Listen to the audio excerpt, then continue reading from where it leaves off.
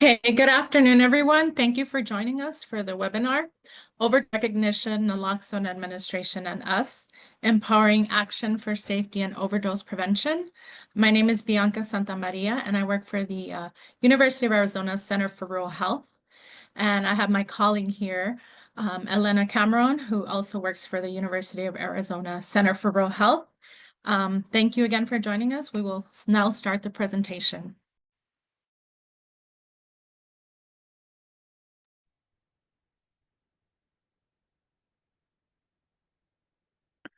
Hello, everybody. So just to start things off, we have a land acknowledgement. We wanted to say that we respectfully acknowledge the University of Arizona is on the land and territories of Indigenous peoples.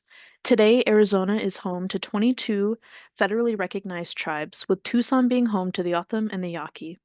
The university strives to build sustainable relationships with sovereign Native nations and Indigenous communities through education offerings, partnerships, and community service. Um, there is a link, I believe, on the next slide that you can get some more information. We're bringing you this training from the Center for Rural Health and the Comprehensive Center for Pain and Addiction. The mission of the Arizona Center for Rural Health is to improve the health and wellness of Arizona's rural and underserved populations. The Comprehensive Center for Pain and Addiction is an innovative, diverse team of experts reimagining and transforming healthcare for pain and addiction. Bianca and I have no financial disclosures to report. This is our funding disclaimer.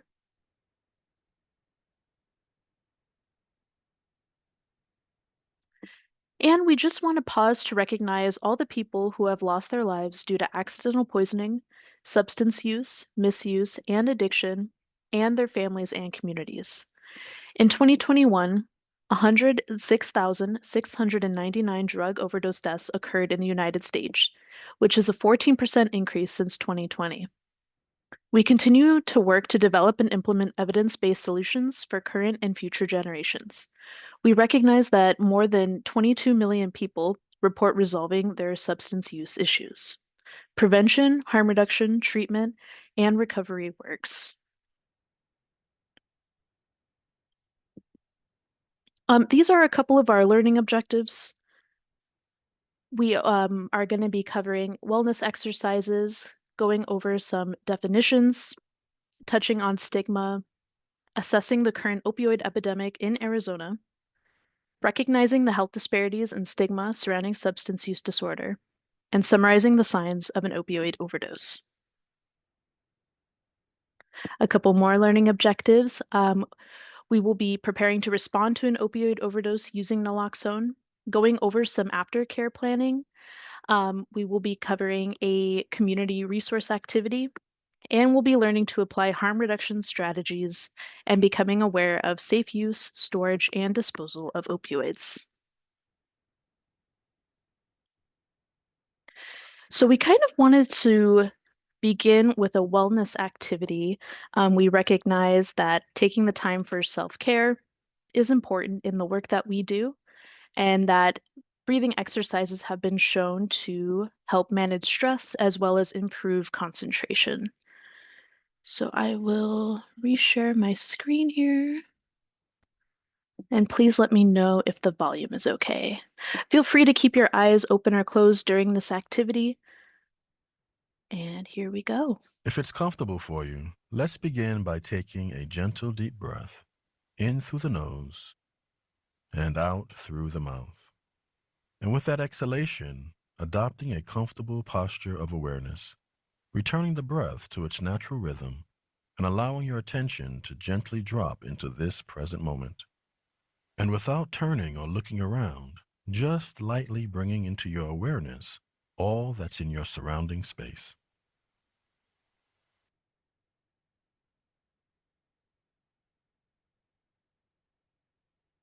And with your next out-breath, allowing your focus to fall onto one specific object that's in your field of vision. And it's not an intense stare, so just maintaining it as a very soft focus.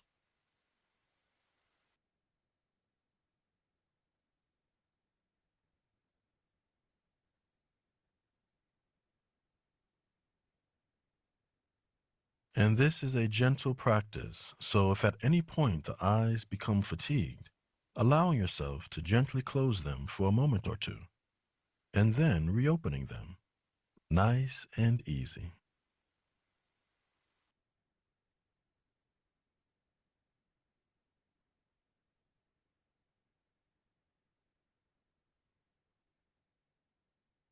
Noticing as any thoughts come and go, and just returning the attention back to your object.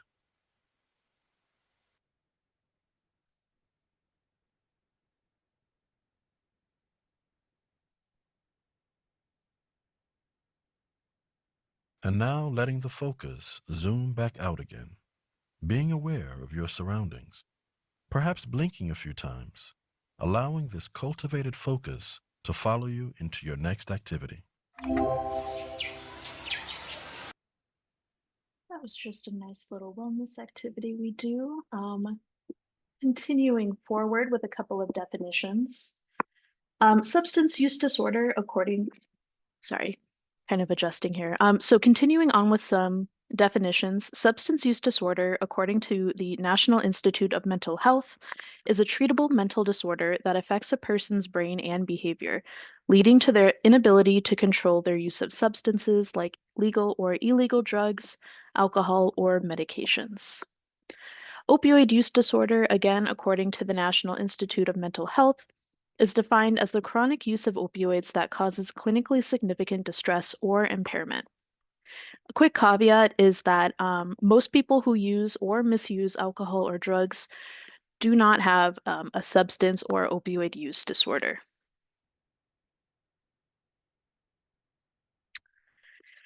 Just kind of putting it into context with some drug overdose death rates. We have had epidemic proportions of people who have died as a result of substance use in the United States. And although deaths involving opioids, primarily fentanyl we're talking about, psychostimulants, and polysubstance substances have plateaued, it is still a serious public health issue. Kind of zooming in on Arizona, we have some data obtained by the Arizona Department of Health Services. Figure 1 shows that in 2017, 923 deaths due to opioids occurred, and in 2020, this went up to 1,886 deaths. From 2020 to 2024, the number has remained steady. There have been like modest increases, but you can kind of see where it levels off there. And so you can tell that progress has been made, but there is still more work to do. Over here on the right with figure 2, we're seeing the percentage of deaths involving heroin has decreased from 2017 to 2023, but the percentage of deaths involving synthetic opioids like fentanyl, as well as prescription medications, has increased since 2017. Give everyone a second.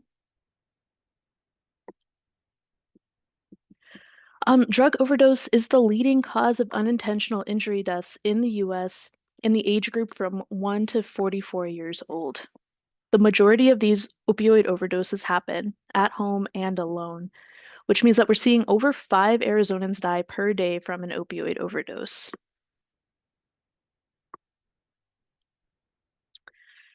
This graph is kind of just a visual representation of kind of substance use trends beginning from about 2000 all the way to 2021. You can see that overdose deaths from heroin have decreased and overdoses with fentanyl, both with and without stimulants, have been kind of the main groups being represented. And we'll talk a little bit more about this in the next slide.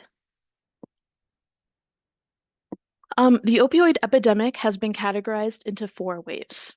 A 4th wave of high mortality involving methamphetamine and cocaine use has been gathering force in the US. Availability and use of illicit fentanyl are still the major drivers of overdose deaths, and the current rise in stimulant-related deaths appears entwined with the ongoing opioid epidemic.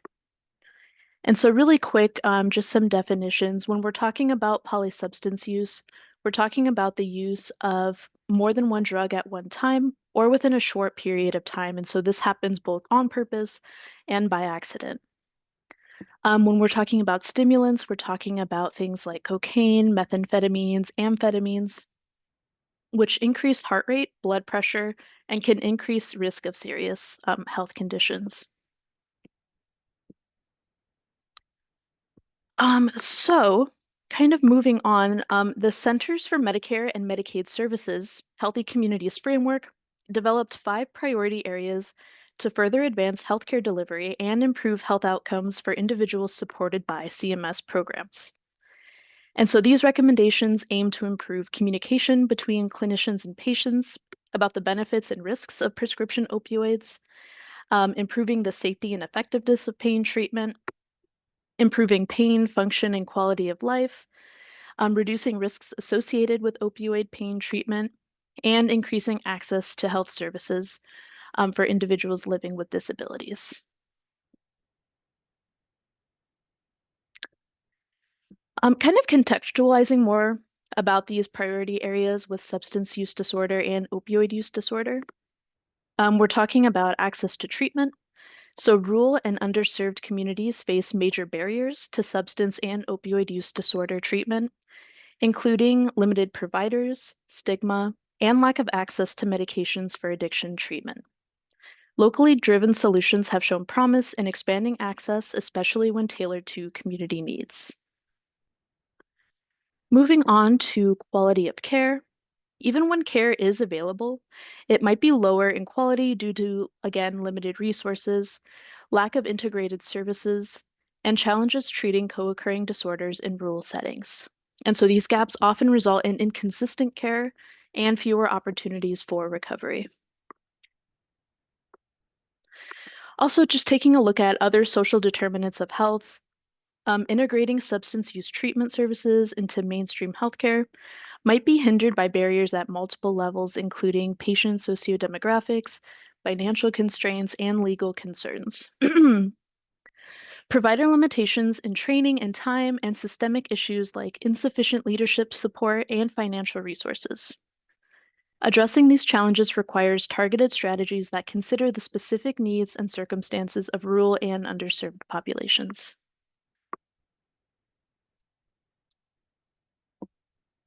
So kind of bringing all that together, working towards advancing the CMS Healthy Communities priority areas has the potential to improve access to person-centered, culturally tailored care by addressing language access, health literacy, and disabilities using data-driven approaches. Before we get into this, I will take a sip of water real quick. Also, if anyone has any questions, I believe we'll be taking those at the end. But getting back into it, so understanding a little bit about addiction. Addiction is not a moral failing. It is a chronic, relapsing, treatable brain disease that changes brain functioning and structure. And so when we think about addiction, we're thinking about genetics, environment, psychological factors, and brain chemistry. And so kind of taking this a step further, effects on the brain, when we're talking about substance use disorders, we're talking about the cycle of binge intoxication, thinking about the reward system, getting into withdrawal, and then also kind of that preoccupation and, continuing to get use and finding that next period of use. So you can see here, this is spread out across multiple areas of the brain, the basal ganglia, extended amygdala, and prefrontal cortex. So what does the science say? Drugs can alter important brain areas that we saw that are necessary for life-sustaining functions and can drive the compulsive drug use that marks addiction. Some drugs, like opioids, also disrupt other parts of the brain, such as the brainstem, which controls the basic functions of life. So we're talking about heart rate, breathing, and sleeping.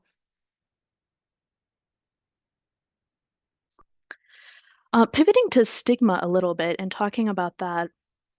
Stigma is the labeling, stereotyping, and discrimination of a certain group of people about something, some characteristic.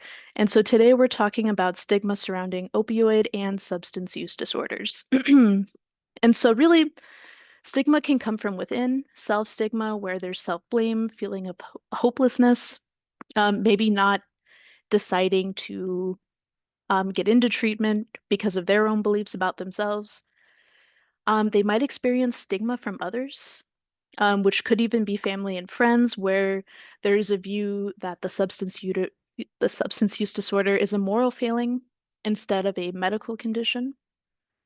And there might even be stigma from clinicians or health professionals where a provider might not want to see patients with substance use disorder or maybe like perceived patient interactions.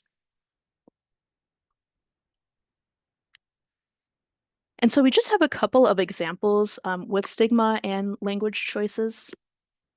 So fear of judgment often stops people from seeking help, which is why we kind of focus on using words that are positive and inclusive. So we have here person one referred to as a substance abuser. Jimmy is a drug addict who attends the support group every Monday. He's trying hard to remain abstinent from alcohol and other drugs. In the next example, we have this switched out with someone who has a substance use disorder, a little more person first. So it reads, Jimmy has a substance use disorder and he attends the support group every Monday. He's trying hard to remain abstinent from alcohol and drugs. And so from these examples, maybe just think a little bit about how the words come off, what kind of effect they might have, and kind of just, which scenario might be a little more supportive. So again, the language that you use and how you talk to somebody is important. Using first-person language is essential when interacting with somebody with substance or opioid use disorder, as it focuses on the person and not the condition. Person-first language reminds people that they are important community members. And we as community advocates, public health professionals, providers, can role model positive behavior. Words are important. There's a quote that says, if you want to care for something, you call it a flower. But if you want to kill something, you call it a weed. So we have just a couple examples here on this slide with person-first language. So instead of saying clean, you can say negative, like a negative test result, or not currently using substances. Dirty, you can say a positive test result. There was a positive test for something, or a person who is currently using substances. And then instead of addict or alcoholic, which can both be pretty stigmatizing, you can say a person with substance use disorder, or a person with alcohol use disorder, or a person that uses substances. We have a couple more terms here to be more positive. So instead of abuse or dependence, you can just say drug use. If someone is diagnosed, you can say opioid use disorder, substance use disorder. And instead of former drug addict, you can say a person in recovery. And so you might hear people who use drugs use some of these terms, and that's okay. It's our job to encourage people who don't use drugs to be more mindful of the words that they use. And I believe I will bring it to Bianca. Yes, so now on the topic of stigma, you can ask yourself, what can we do or what can be done? So just a reminder that people with SUD and OUD are negatively viewed because of the false belief that the person chose to misuse substances and chooses addiction. Again, addiction is not a decision. It is a disease both rooted in individual and historical trauma. So here are some things that you can do. Number one is education. So continuing educating yourselves and others about SUD and OUD to reduce the stigma, attending trainings like this, or, attending conferences dealing with stigma, SUD, and OUD. Advocacy. So advocate for first-person language and access to care for SUD and OUD.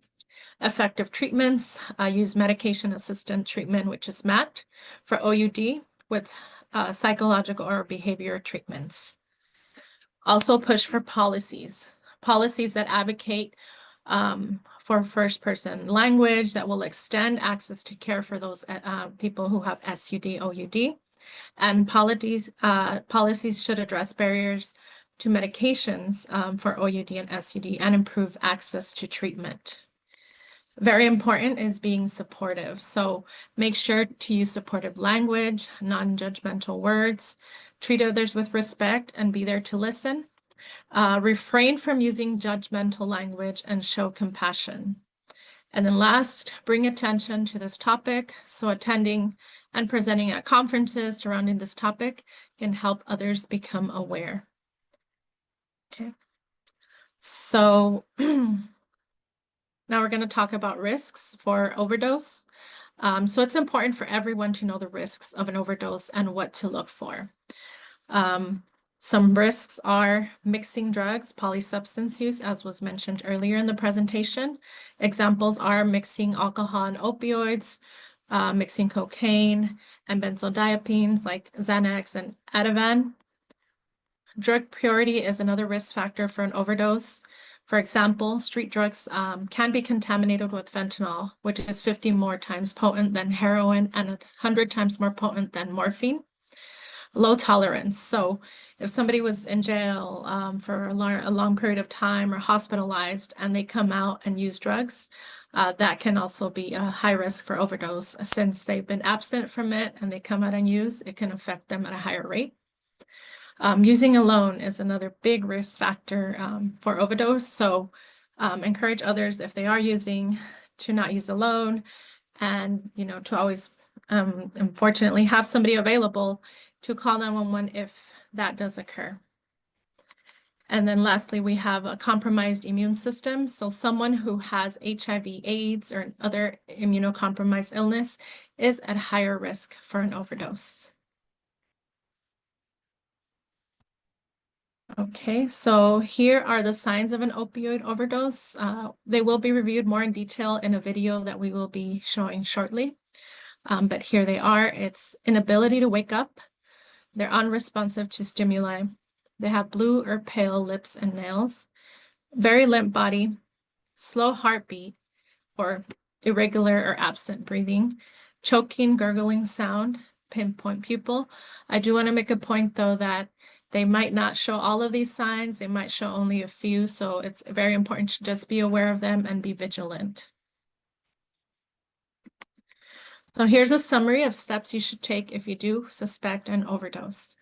So we recommend doing a sternum rub. So you grab your fist like this, if you can see, and rub on the sternum to see if you get a response.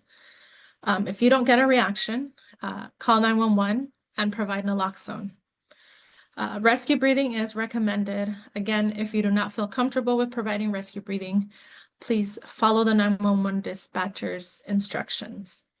And then after you provide naloxone to somebody, it is recommended to stay with the person for at least 3 hours or until help arrives. So now we're going to watch a video to see how to identify and respond to an opioid overdose.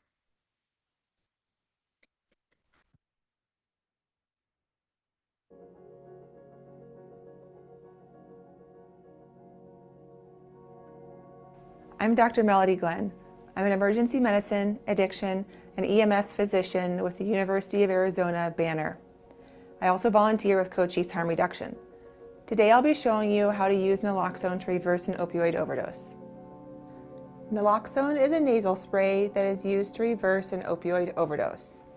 Naloxone can restore normal breathing in a person who is overdosing on opioids if administered in time. Naloxone will not have an effect on someone who is not overdosing from opioids, so there's no need to worry about this. If you think someone is experiencing an overdose, check if they are responsive. Lay the person on their back. Make a fist with your hand, press, and rub your knuckles along their breastbone while shouting for the person to wake up. Wake up! Apply pressure. If the person does not wake up, have someone call 911. Remove the nasal spray from the box. Peel back the tab to remove the device. Hold the naloxone spray with your thumb at the bottom of the plunger and 2 fingers on either side of the nozzle. Do not test the device. This will release the medication. Tilt the person's head back and provide support under the neck with your hand. Gently insert the tip of the nozzle into the nostril until your fingers on either side of the nozzle are against the bottom of the person's nose. Press the plunger firmly to give the dose. Remove the spray device from the nostril.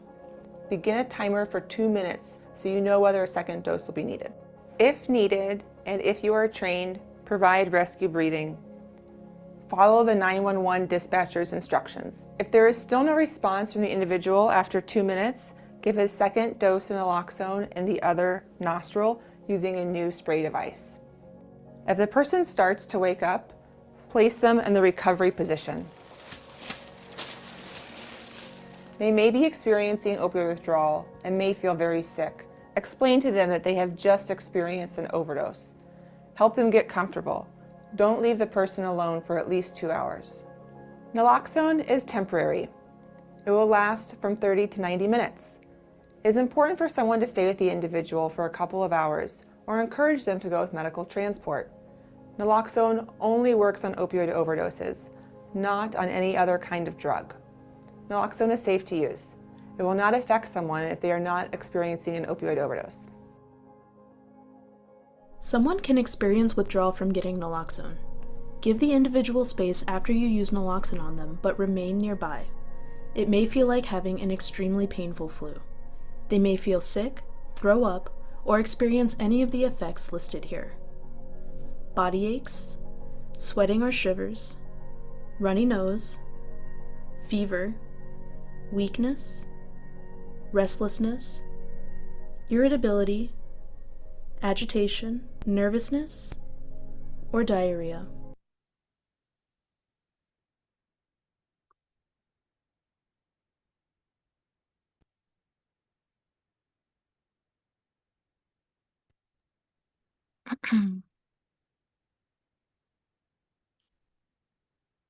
Okay, so now we're going to talk about what you might do after an overdose.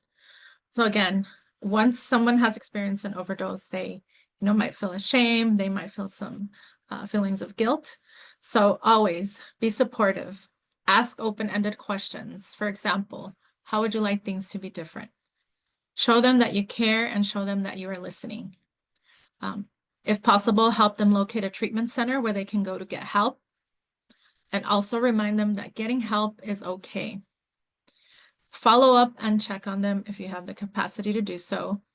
And very importantly, make sure you do some self-care for yourself. Administering naloxone can be an upsetting situation, so please take a moment for yourself. Here's a link for some other resources if you are interested in looking for more resources. So now we're going to talk about the possible side effects. Someone can experience reactions to naloxone. The person could become irritated and react. Give them space if needed. Their body might feel like they are going through withdrawal and are feeling a very extremely painful flu. Give them space after you use naloxone on them. They may feel sick, throw up, or experience any of the side effects listed here. Withdrawal is very painful, so be gentle and tell them, you overdosed and we use naloxone. Take a second to breathe. Now focusing on self-care. I'll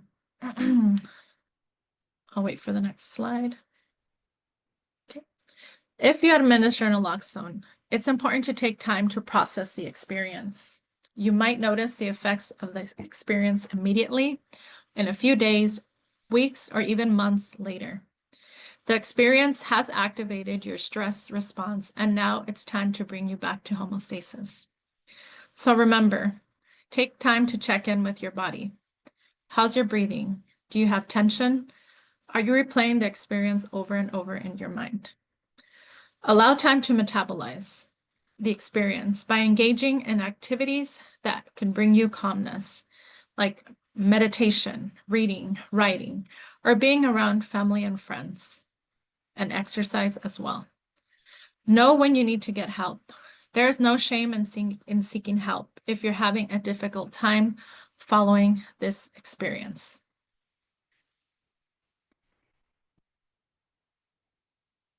Now we're going to talk about safety in the community. Creating strategies for ensuring safety that include connections with community resources, safe medication disposal, shelters, and other safe spaces. So having harm reduction programs available. Programs like syringe access service programs, overdose prevention education, like this types of training can help save lives and reduce the spread of infectious diseases like HIV and hepatitis C. Making sure others have naloxone access, so ensuring that community has access to naloxone, which can help save the lives of others. Okay. Continuing on safety, treatment access. Access to treatment for substance use disorder is important in creating a safe and supportive community. Peer support, as well as other support groups, are very important in order to keep the environment safe, and it can help with the challenges of substance use disorder. Safe disposal sites are sites that allow the safe disposal of unused medications, can prevent accidental overdoses.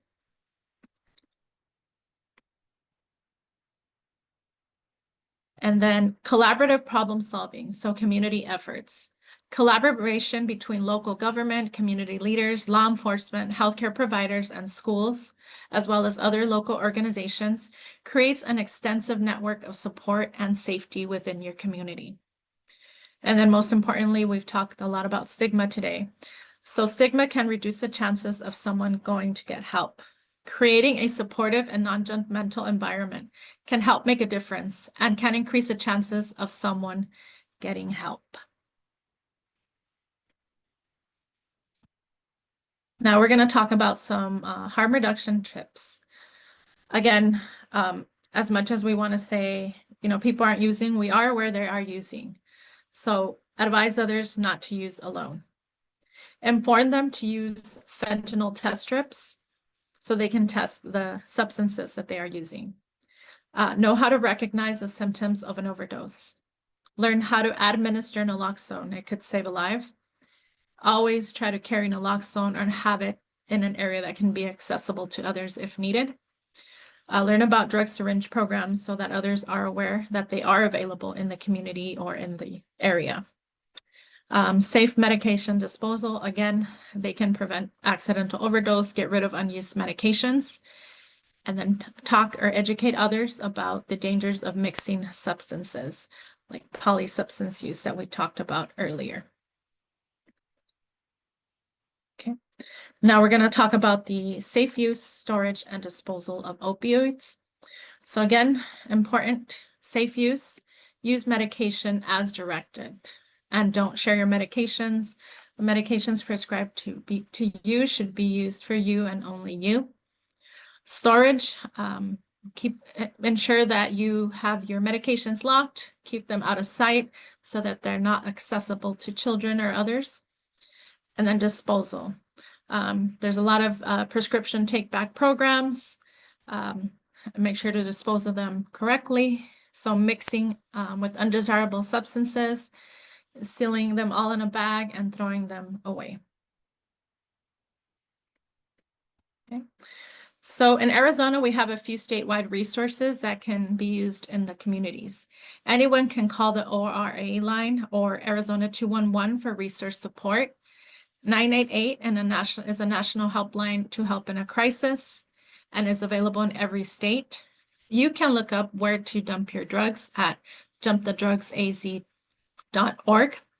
And in case you need naloxone, there are free or reduced naloxone locations that you can find at spwaz.org. We also, the Overdose Data to Action grant here at the Center for Rural Health we've started a monthly email resource that we can share with everybody who's interested. So please email us and let us know that you're interested in being part of that. And we will make sure to connect you. And then here are some other resources continued. So you can find local treatment services at findtreatment@samsas.gov. You can find where you can get naloxone at aznaloxone.org. You can also become a naloxone distributor. You would have to email the Arizona Department of Health, but here's a link also where you can find more information. And then here are some more naloxone resources. These are nationwide resources. that you can access and get if you need.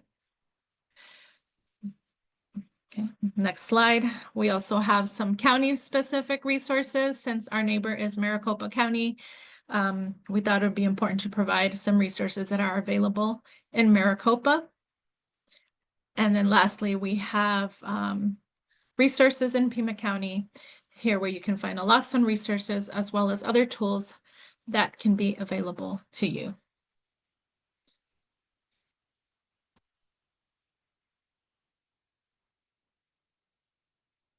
Okay, so next slide. We've talked a lot about stigma. We've talked about a lot of things, but remember, it's very important to be kind and to offer encouraging words to others. Now we're going to get ready to watch a video, a call to action. The word encourage comes from Old French, meaning to make strong, to hearten, and to hearten means to make cheerful or confident. What we have witnessed in the stories told about the scars of addiction is that discouragement was there in the beginning, before the addiction began, and even in the end zone when choosing a path to life. It's very important for providers or anybody that works with us to be encouraging, to be loving, to be patient, to be kind, to be understanding. It is so important for providers to realize that being on methadone doesn't make you a bad person. It doesn't make you any different than anyone else. You're still a human being, and you deserve that kind of dignity and respect that anyone else does. I just think all patients should be treated the same. Like, it doesn't matter age, socioeconomic status, race, sex, whatever it is. Like, I think every patient should be looked at as a human being, and whatever they're there for or not there for that you kind of can pick up on should be helped. People with opiate use disorder are really good people. It's not the fact that they don't want to be healthy. It's the fact that they have a chronic illness. Whenever you're a helping professional, you just actually have to really like people. And someone with a substance use issue is a person, and they have a story, and they're really interesting, and I love working with people. And so this is a group of people that have a specific issue that I know a lot about. We can usually make some cool stuff happen. We're trying to help people believe in themselves again. You know, we want them to not need us is the goal, ultimately. We want them to live happy, fruitful lives. And to do that, we've got to encourage. It is our job to tear away the discouragement present in addiction under the guise of stigmas, biases, and bad information. One size doesn't fit all, but access to even one special treatment, one passionate provider, or one supportive friend can end up meaning all of the world. We must encourage, not discourage. We must encourage, not discourage. We must encourage, not discourage. We must encourage and not discourage. We must encourage, not discourage. We must encourage and not discourage. We must encourage and not discourage.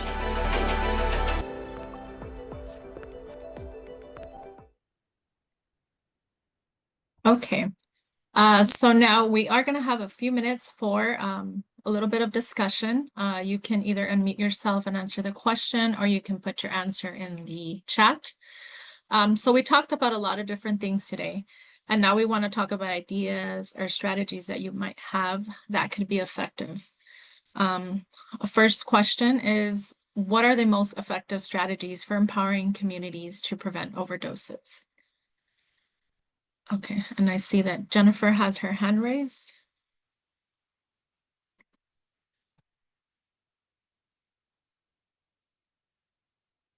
Jennifer, are you unable to unmute yourself so we can?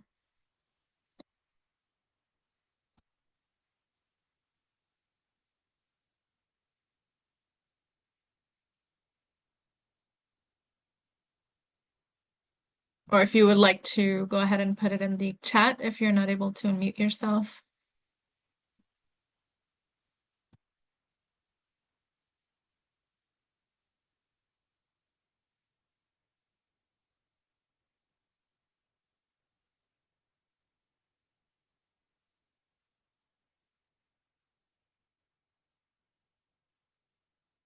Okay, I mean, my colleague just put that we might not be able to have unmute. So if you have a response or a question, you feel free to put it into the chat and we can read it out.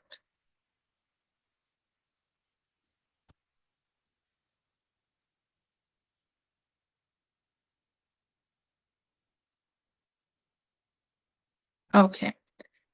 I think Jennifer just mentioned that she's having issues with the setup. So if you're able to, let's see. I think they're telling us that the chat is disabled too. So I don't know, Lena, are you aware how to enable the chat so they can? I think this is a webinar mode setting, Oh. so it might all have to be through the Q&A. Okay, so I apologize, everyone, if you have any response to say, it'll have to be through the question and answer. I'll give you a minute to see if anybody has.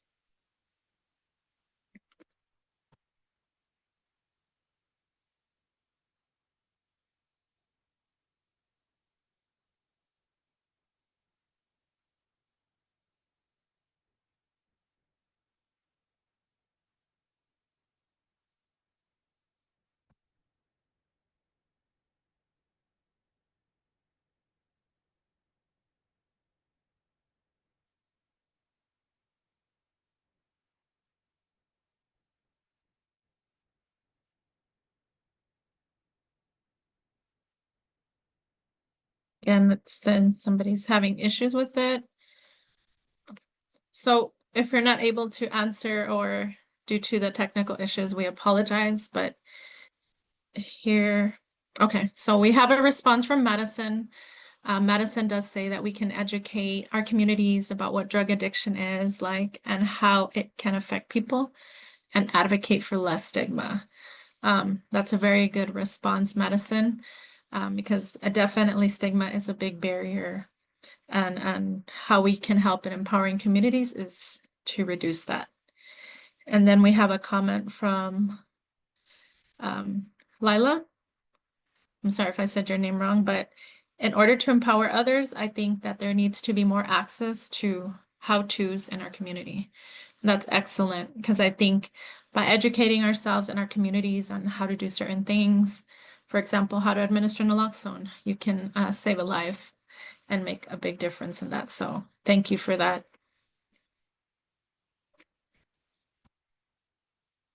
And then from Merle, we have, I find that going out into communities and providing education can empower them.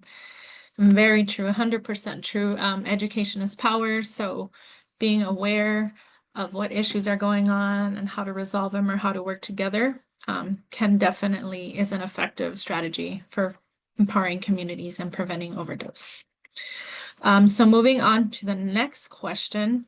The next question would be, what are some ways public health can help reduce stigma associated with substance use? I think a lot of you mentioned education, but is there any other ways that public health can reduce stigma associated with substance use?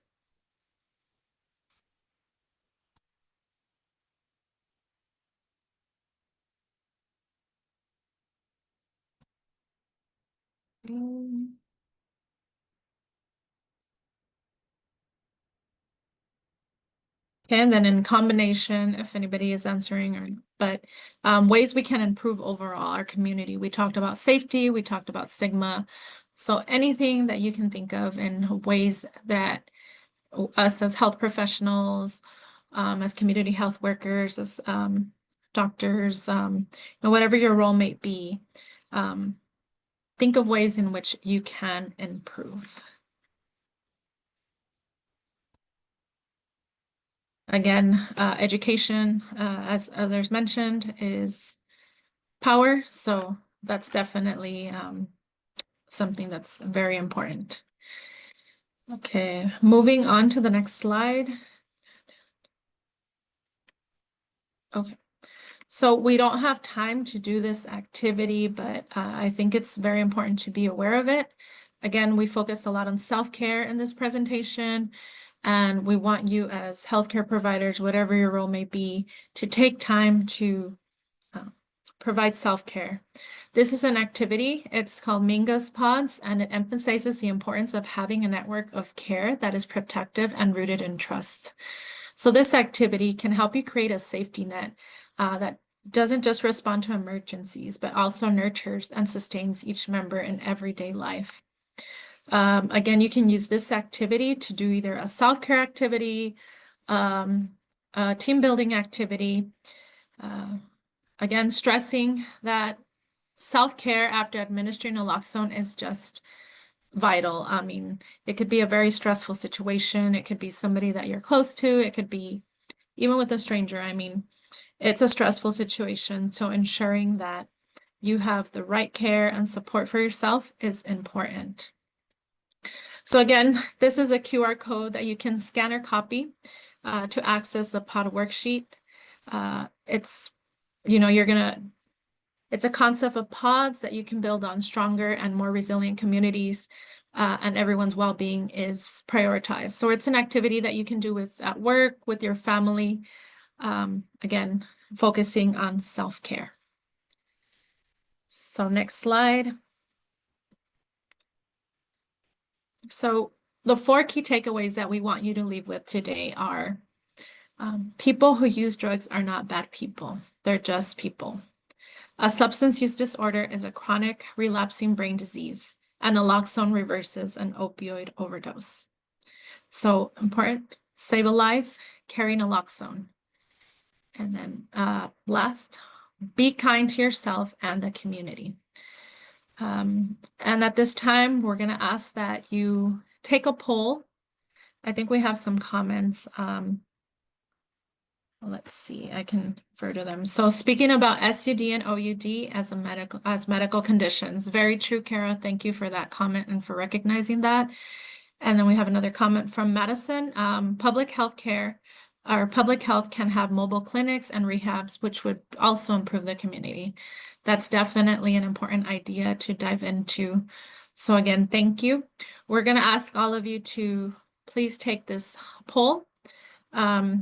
It's 4 questions. If you could please answer them, let us know. We want some feedback from you. So take time to answer those questions while I finish off the presentation.